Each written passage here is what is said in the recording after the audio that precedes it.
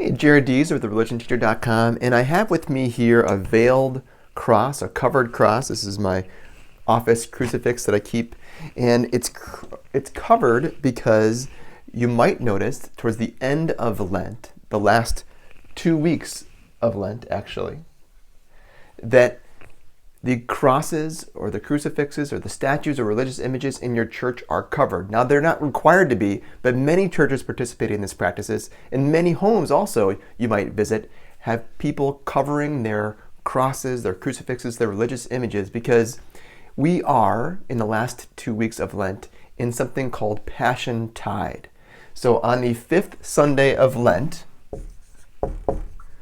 we begin the last 2 weeks, this last final push of Lent, in which we are preparing for and meditating on Christ's passion.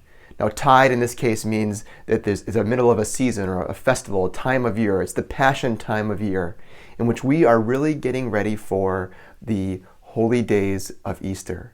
So all these crosses, all the images that are veiled are covered during these last 2 weeks of Lent because we want to heighten our focus on the passion, on the suffering, on a little bit more of fasting. So we cover the images to help focus on a different kind of year.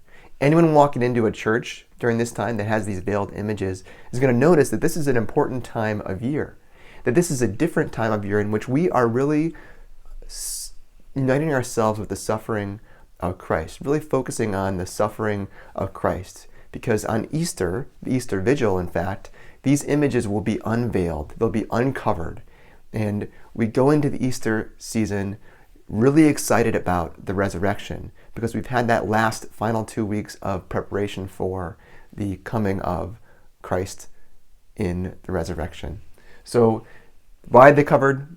Just to give you a little bit extra push to get ready for the end of Lent, those holy days of Lent, and then leading up to Easter. It's a practice that dates back to many different countries, many different cultures, many different centuries in the past of covering images that we still practice today as a way to give us a little bit extra focus and push for the celebration of this season of Lent and then Holy Week, the Easter Triduum, as well as Easter. So go make disciples. God bless.